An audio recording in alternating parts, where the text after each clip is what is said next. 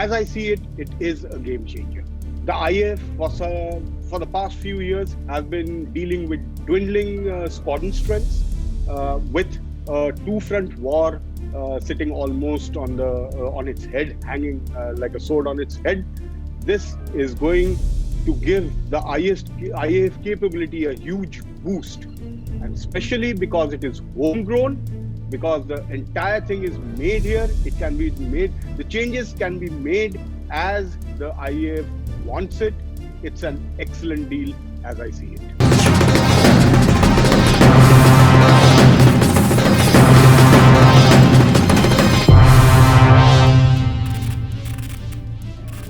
On January 13, 2021, the Cabinet Committee on Security cleared the purchase of 83 indigenously designed and developed Tejas Mark-1A Light Combat aircraft worth Rs 48,000 crore. They will be an advanced version of the Tejas Mark-1 that made its maiden flight exactly 2 decades ago. A formal contract among the largest placed with the Indian defence industry is likely to be inked between the state-owned Hindustan Aeronautics Ltd and the Indian Air Force at the biannual Aero India Air Show in Bengaluru this year. According to the plan, HAL will deliver 73 Tejas Mark-1A and 10 Tejas Mark-1 trainers by 2026. The first jets will start rolling out in 3 years. When the jet first came in, that's January 2001 when Commander Rajiv Kotial flew it. Of course, that was a prototype.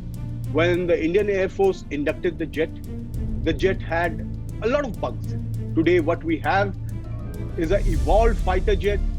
I would even dare to compare it somewhere with the Rafale, or maybe a little short of the Rafale, because the technology planned was much earlier than what is in the Rafale right now.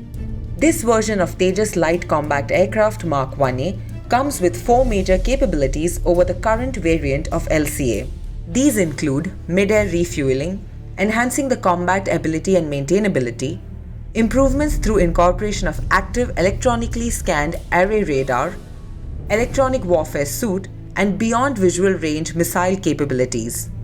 The LCA Mark-1A is an upgraded version of the LCA Mark-1. It has got the same airframe, it has got the same engine, but it's got a better radar, it's got an ASA radar, which works fantastic. It's got a better electronic warfare suite. Now, these electronic warfare suites have been picked up from various places, integrated in India to the Indian Air Force's requirement. Okay, it has got a fantastic fly-by-wire system, which at present, as I have been told, is the best in the world. The pilot could actually throw around the aeroplane, carefree handling, without even having to bother about the aeroplane going to a stall or a spin or things like that. It gives the pilot absolute carefree handling. And it's got a better pilot-to-vehicle interface. That is how the pilot talks to the vehicle or the vehicle talks back to the pilot. And the best of all, it is grown here and it is meant to stay here. We can refine it, we can change it the way we want it. Following the approval of the purchase, even the IAF chief RKS Bhadoria said that even the LCA FOC version is ahead of the JF17. The Mark-1A variant of LCA Tejas will be further ahead. These Indian jets will match up to what we are buying from outside. It may not be tomorrow itself. It may not be the first Mark-1 Alpha which comes out is world class. It will have its own bugs.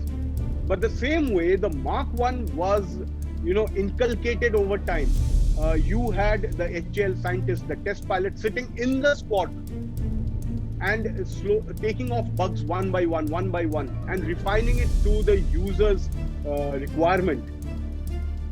That is what is going to happen to the Mark-1 Alpha 2. And once these refinements are over, it is the machine that the world is going to covet for. It's going to be the envy of the world. The impact of the LCA order on the Indian economy and the Indian defence manufacturing sector will be phenomenal. A Rs 48,000 crore order will have a force multiplier effect of 7 to 8 times on the economy. Jobs will be created, work will be outsourced. There will be a tremendous downstream effect on Tier 2 and Tier 3 manufacturing in the high-tech defence aviation sector. The industry is going to get a boost.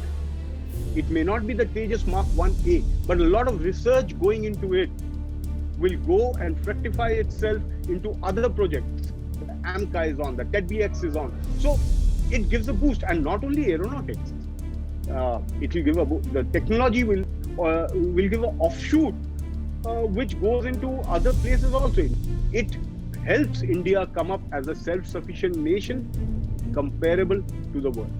That is what it means for India. And holding the hand of the industry is what is required at this point. And say these are the stepping stones for exports. These are the stepping stones to go into the commercial market, the commercial aviation. Nothing stops the Indian defense industry now having researched, having got the capability now to venture out into other fields from here onwards.